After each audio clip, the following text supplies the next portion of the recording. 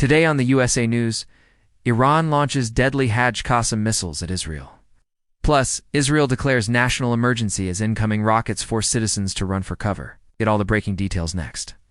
Hey folks, welcome to the USA News. We begin today with some breaking news. Iran has launched a new barrage of missiles at Israel. Now this attack came earlier this morning, August 29th, and it's very serious. It is deadly. At least one Israeli has been killed, and many more wounded. And we will break down all the ramifications of this deadly strike in a minute. But first, let me bring you up to speed on what happened. Number 1. The Iranian regime fired at least 16 missiles at northern Israel towards the city of Ofakim. Now these were Haj Qassem missiles. That is the name of the missile that Iran used. And they are medium-range ballistic missiles. They have a range of about 70 miles.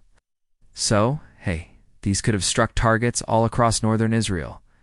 They did not go into Lebanon or Syria, not that we know of, at least at this point. But they were fired from southern Iran towards northern Israel. We also understand that some of these missiles actually struck the city of Ofakim directly, which again is a very rare occurrence. Oftentimes these missiles either fall short or they're intercepted before they hit their target. It's not the case this time around. Number 2. The Iron Dome missile defense system was not deployed here. You didn't see any interceptions. Number 3. At least one person was killed. Again, direct hit in Ofakim. Many more people wounded. Sirens went off. Israeli citizens were forced to run for cover. They took shelter. They went to bomb shelters as the incoming rockets were flying overhead. And no doubt many people in northern Israel were saying, wait a minute, we thought that the war was over. Now we've had this mini barrage, the second one in the past month alone. What is going on here? And we mentioned the city of Haifa. Well, the mayor of Haifa declared a state of emergency, and this is how dire the situation was, even though the rockets did not hit the city of Haifa itself. The mayor said this, quote, "We are at war. We've not seen such a thing since the Holocaust." A direct attack on the existence of the state of Israel. Folks, pretty strong words there by the mayor of Haifa, and I'll tell you why he said that in a minute. Also, the Israeli government convened an emergency meeting, a situation assessment. They're calling it in the Jerusalem Post. They're saying that a larger Iranian attack may be coming. And we've warned about this on the newscast as well. Is Iran not satisfied with the current state of affairs? Remember Israel, just about a month ago, pulled out of Gaza City? Israel withdrew its forces after a major offensive in Gaza. That was called Operation Shield and Arrow, and Hamas has been vowing revenge ever since. So could Iran be launching these attacks, using Hamas as a proxy to target Israel? Or is Iran getting ready to launch its own attack against Israel? The assessment right now in Jerusalem is that Iran may not be satisfied with the current state of affairs. If that's the case, if the Iranian regime is not happy with how things stand right now, then this could be the opening salvo of a larger Iranian attack. Stay tuned. This will develop. We'll keep a very close eye on it for you. But folks, let's go back to these Haqqani missiles. These are deadly. They're accurate. They can strike targets some 70 miles away. Like I said, from their point of origination in southern Iran. Southern Iran is very close to the Iraqi border. Oftentimes, the Iranian regime fires these missiles from Iranian soil, but they use Iraqi soil as well. They fire them from Iraq into northern Israel. They use Yemen as well. The Houthis in Yemen fired those deadly, inaccurate missiles at Israel. But Iran has not fired a volley like this from Iranian soil in quite some time. This is much more common. This is something that happens every few weeks when Iran uses Iraqi soil, or sometimes Syrian soil, to launch missiles at Israel. But again, not from Iran proper in quite some time. So again, this is a sign that Iran may not be satisfied with the current state of affairs. They want to change that. And hey, the timing is interesting. We've got the Jewish high holidays right around the corner. Rosh Hashanah, Yom Kippur, Sukkot, Feast of Tabernacles, the high holidays coming. And Iran, I believe, wants to disrupt these holidays for the people of Israel. You see the prophetic implications here. We talk about this often on the newscast, and we mention that last point because, hey, this is dangerous. One person killed, many more wounded. You don't have to feel sorry for the Iranian regime. They're evil, they're terrorist, and they deserve all the pain that they get. But innocent people were killed and wounded here on the Israeli side, so this is a very sensitive issue. It's a dangerous development.